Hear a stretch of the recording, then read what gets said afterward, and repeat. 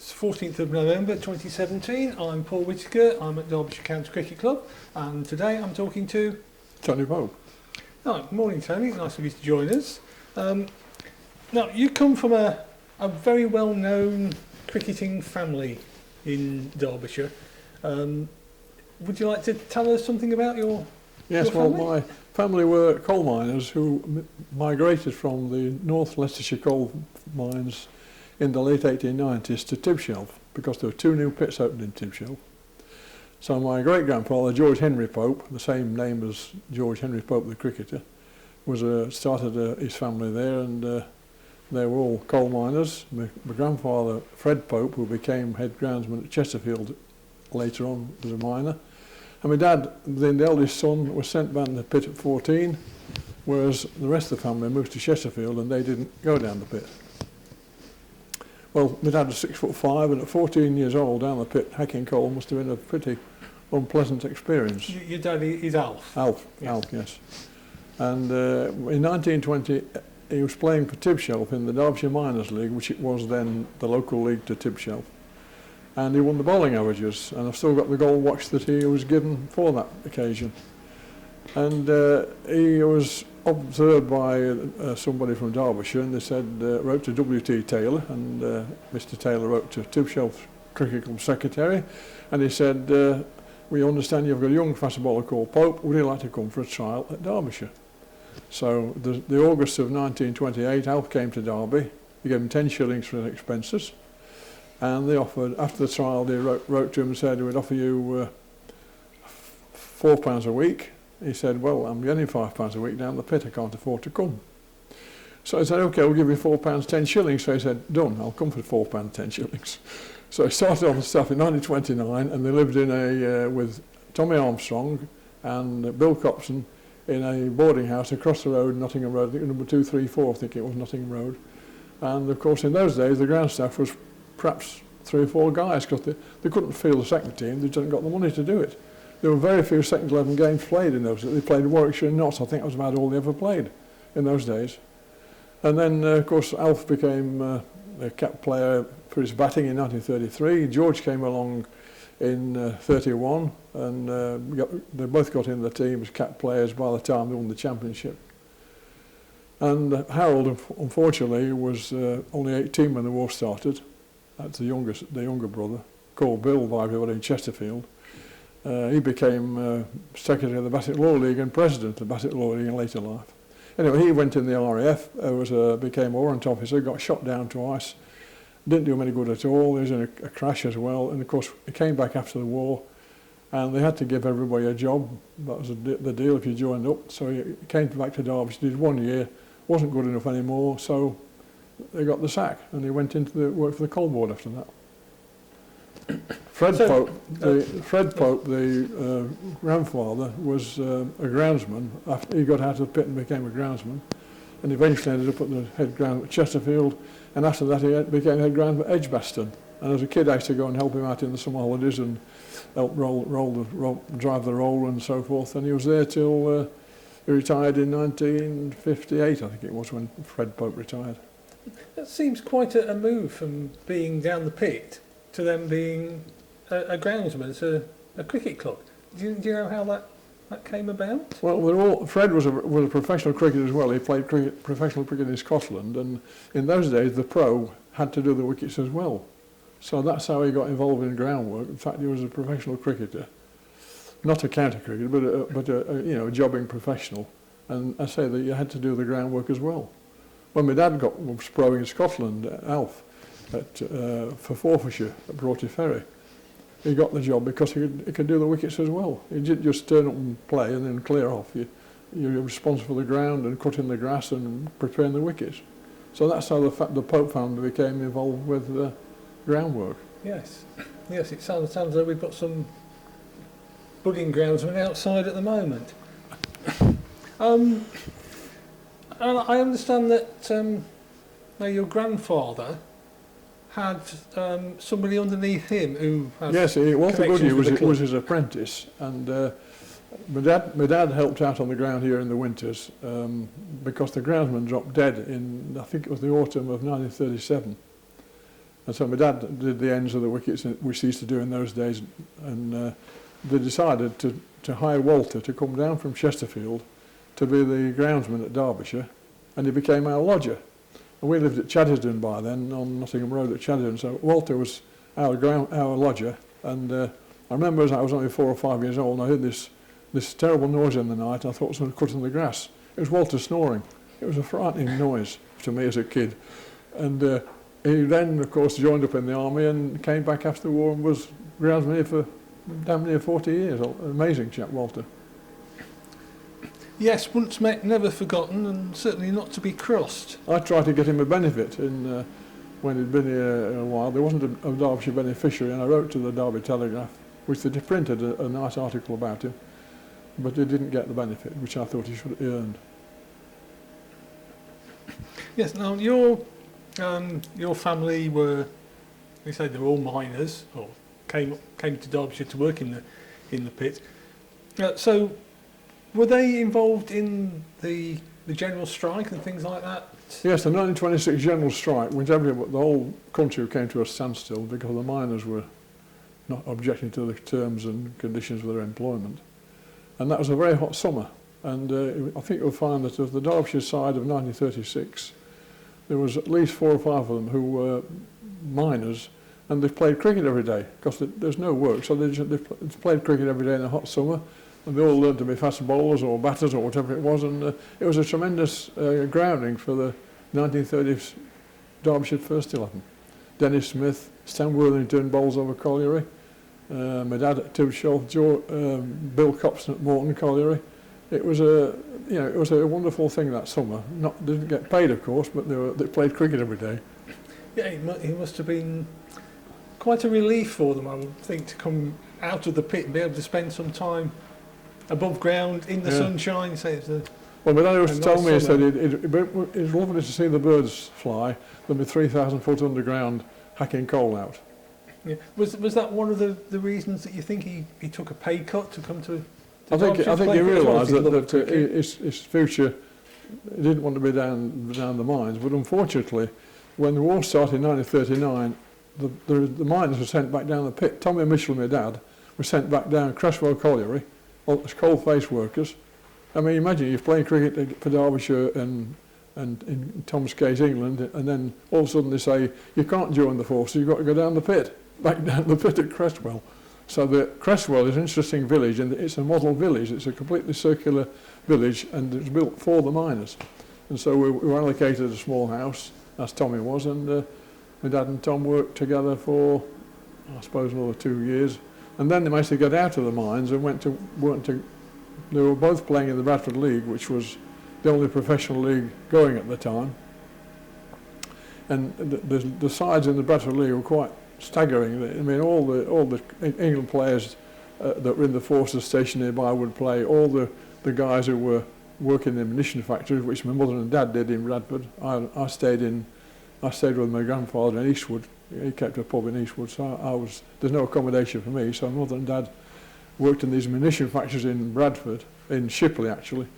And my dad had 2 years at Saltaire with Bill Copson and Les Townsend and Jim Laker. And then had 2 years at Windhill with Leary Constantine and Bill Copson. And then 2 years at Baildon Green. So he did 6 years in the Bradford League. And the book on the Bradford League gives the Pope, Copson and Pope got the most wickets in those seasons. They were, the games were over quite often by tea time, and say that 1941 Saltaire played 23 games, won 22, one rained off. Yeah, I think you've got a photograph of and that's this is actually the picture of the team at the time, which will never be beaten, I don't think, that record. Yes, with Bill Copson and your father and Alf and Les Townsend. Les Townsend. Yeah. Yes, it was an amazing standard. Jim Laker not available that day. No. He was played in 1940, but he was in the army in 41. Jim Laker was. It's interesting as well because Sidney Barnes, the great master bowler, was in a similar position in the First World War.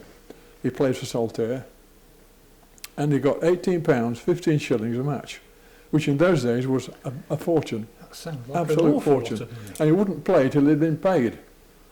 Because Saltaire was owned by the Quakers. Sir Titus Salt was a Quaker, and he owned the ground. There's no alcohol allowed on the ground. So the club had to raise money from raffles and tombolas and all sorts of things like that rather than the bar. And he played for Saltaire for 3 or 4 years, and his wickets came at about 5 runs each. He's an amazing chap. And I mean, his test career is unbelievable. In that he played 27 test matches, took 189 wickets, which is 7 wickets per match. Jimmy Anderson gets about 3 and a bit per match. It's staggering. And he got these wickets at 16 runs each, including, and most of the games were against South Africa and Australia. They weren't against Pakistan and Sri Lanka and Zimbabwe. Amazing man. And he worked full-time for Staffordshire County Council as a copper plate writing legal documents. So he only played once. He played 1 match a week for his league side. And a guy called McLaren of Lancashire, who was going to take the team to Australia, said, "You're coming to Australia with me, Grant Barnes." So he went as a non-county cricketer, which was, again, unheard of in those days. Yes, didn't Sid Barnes just play 2 or 3 seasons in county cricket? But I think he played presumably he could make more money. half a season for Warwickshire, because he came from Smethwick. And I think he played a season and a half for Lancashire, and that was about the limit of his first-class cricket. But he played as a pro till he was 67, and he took 6,500 wickets in league cricket. I mean, he's an amazing chap. And the interesting thing was, he came to live in Derby, and he kept the Palm Court restaurant, transport cafe at Annesley, which was eventually owned by Joe Waldron as a proper nice restaurant. Sidney lived there, and he used to come to the nets in the afternoons down here, because he's still open the batting and bowling for Staffordshire.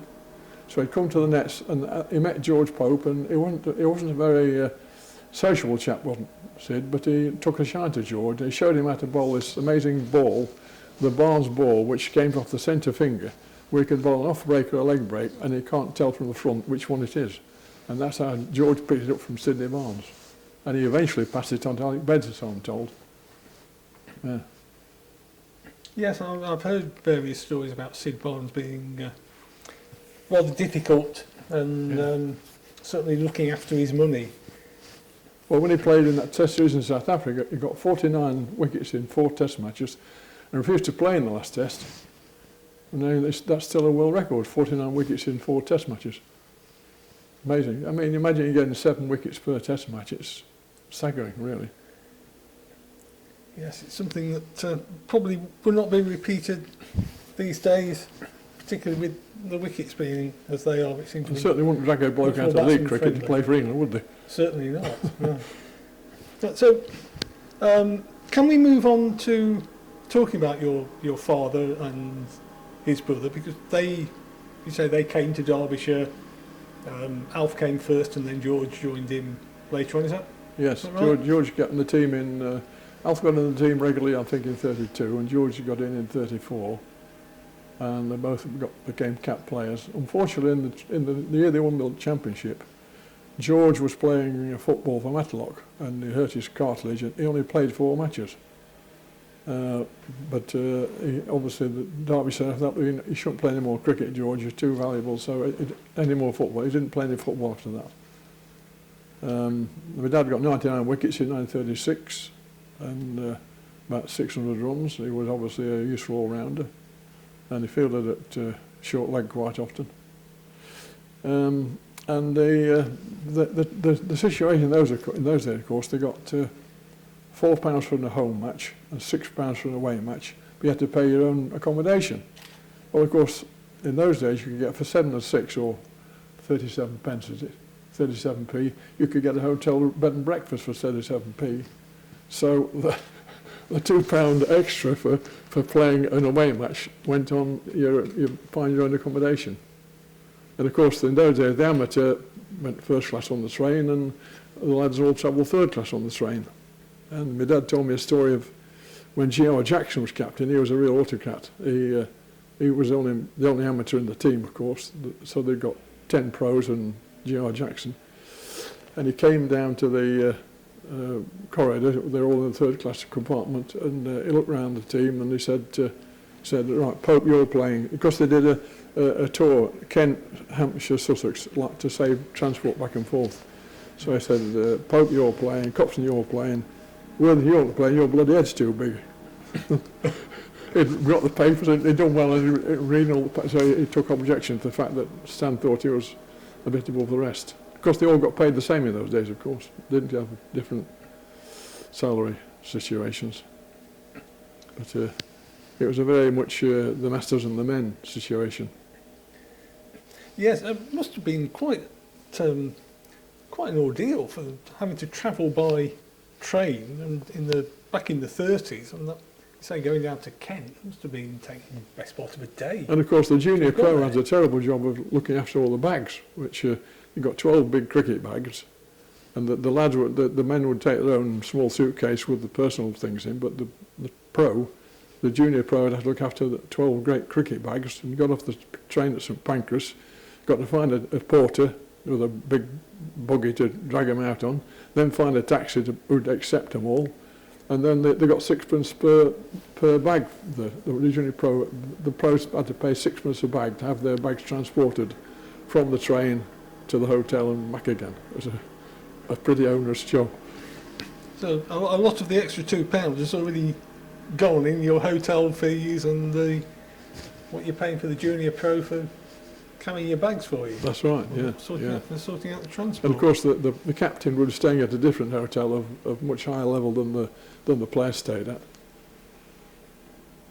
So the team at that stage, they were mostly professionals, presumably a lot of them were ex-miners.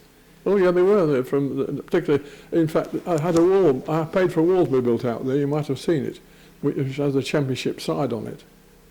And of those men on there, I think there's only a Harry Storer who wasn't born in Derbyshire. And 7 of them played for England in that era, which was considered the population of Derbyshire, are all born in Derbyshire, and 7 played for England, which is quite staggering, really. Yes, I suppose it's another example of the old story that goes around that if you wanted a fast bowler, you just went to the nearest pit and shouted down, "Send me up a fast bowler." Yeah. And would you rather be a batsman as well? As my dad said, would you rather look at the birds flying about or be 3,000 foot underground?